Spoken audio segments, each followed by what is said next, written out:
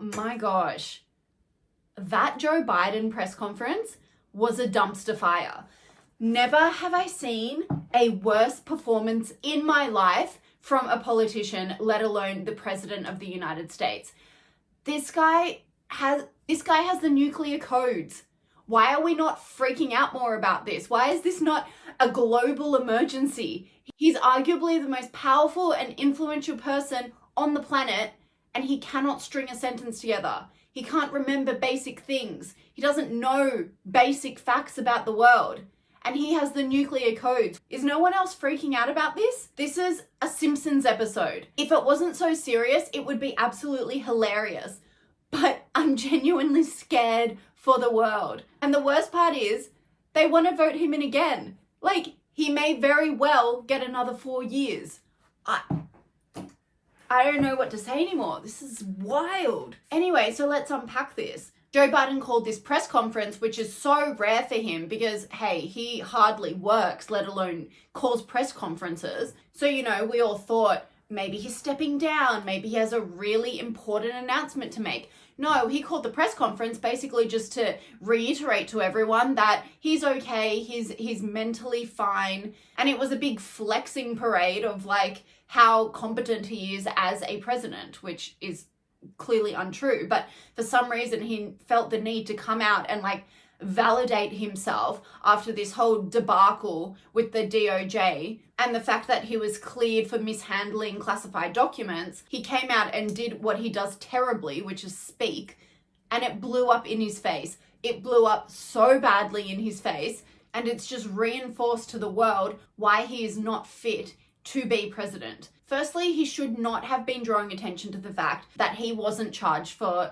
mishandling of documents, because the main reason why he wasn't charged is because the special counsel of the DOJ, his name's Robert Hur, said, quote, he is a well-meaning and elderly man, i.e., he's not harmful, he's on his last legs, he couldn't hurt a fly because he's just so weak, which Joe Biden somehow made himself believe was a positive thing, but it's actually a really bad look because it shows that the President of the United States is completely incompetent and unfit to lead. So instead of letting it fall by the wayside and sweeping it under the rug, he drew more attention to it, which is the worst thing that he could have done, especially leading up to an election with Donald Trump. Because Donald Trump is being investigated for the exact same thing, mishandling of classified documents. And despite only being 3 years younger than Joe Biden, the DOJ isn't describing him as an elderly man. They're going after him for everything that he has, and that's because they're threatened by him. Being elderly and weak when you're the President of the United States is not a positive thing. If he's too elderly to be prosecuted, then surely he's too elderly to be the president. There's no reason that Donald Trump and Joe Biden shouldn't be charged for the same things. The charge is mishandling of classified documents. And despite Joe Biden in his press conference blaming it on his staff, the buck still stopped with him. So if Donald Trump was mishandling classified documents, then so was Joe Biden, and they should both be charged, or none of them be charged.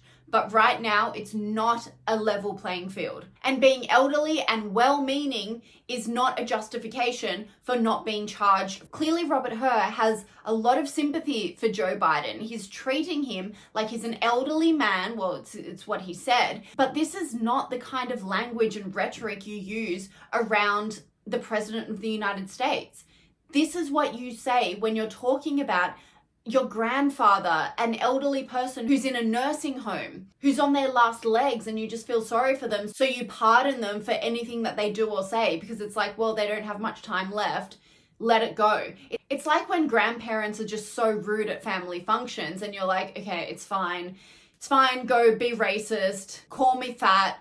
It's fine. You're on your last legs. You're about to go soon. So let's all just be kind and reasonable to this old lady or old man. That's exactly what they're doing to Joe Biden. And it's not a good thing when you're in a position of power. It's all cute when you're in a nursing home. It's not cute when you're the President of the United States. This whole press conference was bewildering to me. There's got to be something more to this. Joe Biden's minders and the Democrats would have had to orchestrate this. Firstly, they don't send Joe Biden out pretty much ever because they know he stuffs it up every time. Last election, they kept him in the basement for as much time as possible because they weren't going to risk him bumbling up his words, which he did anyway. But their risk mitigation was on maximum last time. This time, for some reason, campaigning has kicked off, and they allow him to set up this impromptu press conference with no run sheet, no questions given to the media scrum that was waiting for him. It looked like he was allowed to say whatever he wanted, which is usually not the case. Everything's usually very well planned out. This was a complete free-for-all for some strange reason. And the only thing I can think of is that they knew that he would go and self-implode, and they wanted that to happen so they could pave the way for someone else. Make no mistake, this is the beginning of the end for Joe Biden, whether it be he's going to drop out before the election or he's just going to lose. But this is as close to the final nail in the coffin as you can get, especially when you take into account all of his past blunders. Joe Biden has had an entire presidency full of gaffes, tripping, forgetting things, so many cognitive and physical issues. And this was the final one. It's as though the Democrats put him out there, sacrificed him, and said, do your worst. And boy, did he do his worst. But the question is, all this self-sabotaging is going to make Joe Biden have to step away eventually, but who replaces him? Who have the Democrats got in store? They really have slim pickings. You know, there's talk of Gavin Newsom, Kamala Harris, God help us, or maybe Michelle Obama, but surely it's way too late in the race to, I don't know, maybe Biden is the best that they have, which is an absolutely depressing thought. So let's unpack the press conference. Firstly, he was late. Secondly, he came out, he was mumbling and stumbling. No one really knew what he was saying for the first couple of minutes. It was completely incoherent. He spoke for all of 5 minutes trying to redeem himself, vindication after vindication, saying that he wasn't charged with the mishandling of the documents, trying to pump himself up, blah, blah, blah. Then he ended it and there was the press pack. God, lion's den.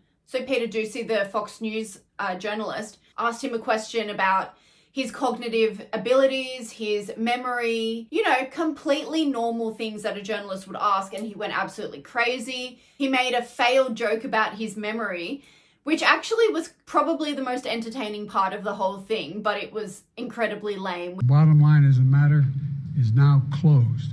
I'm going to continue what I've always focused on, my job of being President of the United States of America. No, thank you, and I'll take some questions. President Biden, something the special counsel said in his report is that one of the reasons you were not charged is because, in his description, you are a well-meaning elderly man with a poor memory. I'm well-meaning, and I'm an elderly man, and I know what the hell I'm doing. I've been president. I put this country back on its feet. I don't need his recommendation. It's How totally bad is your memory, and can you continue as president? My memory is so bad, I let you speak. And this is why you know that this thing was orchestrated by the Democrats, because they usually have the press pack in complete order. Everyone has a question, everyone has their turn to ask it. This was a free-for-all. It was a mess. Reporters screaming at him. Joe Biden looked like a deer in headlights. He had no control over the situation whatsoever. You could really tell that he was just so overwhelmed. And that's what happens when you're elderly and not quite there. You just can't handle situations. Was blanked face for the most part. He didn't know where to look, what was happening. I can't imagine what was going on in his brain. And then he was getting really angry. It was quite confronting to watch. It was like this elderly man was just breaking in front of our eyes. I would absolutely hate watching my family member go through that, but this is the President of the United States. He put himself up for this. So then he finished the press conference, walked away, and then heard another question, and then turned around and walked back. Take a look. Netanyahu says that he has ordered the IDF. Hostage negotiation. Look. I'm sorry. Oh my God. See, you know, if this was a proper press conference, that would never have happened. His handlers would have never allowed that to happen. But Joe Biden is so all over the place. He doesn't know what's up or down or finish or start. He's got no idea. And he really shouldn't have gone back, because this is where he really screws up. This one was poetic. This is just perfect. It encapsulated the issues with this press conference perfectly, with a bow on top. Joe Biden mixed up Mexico and Egypt. As you know, initially, the president of Mexico, Sisi, did not want to open up the gate to allow humanitarian material to get in. I talked to him. I convinced him to open the gate. I talked to Bibi to open the gate on the Israeli side. He proudly said that he convinced the president of Mexico to open up the borders to Gaza. Oh my God. Wow. That's a doozy. That is a doozy. That's probably the single worst performance from a president of the United States in history. How do you mix up two countries? How do you mix up a crisis in your own country with one in the Middle East? How do you mix up a war? Oh my God.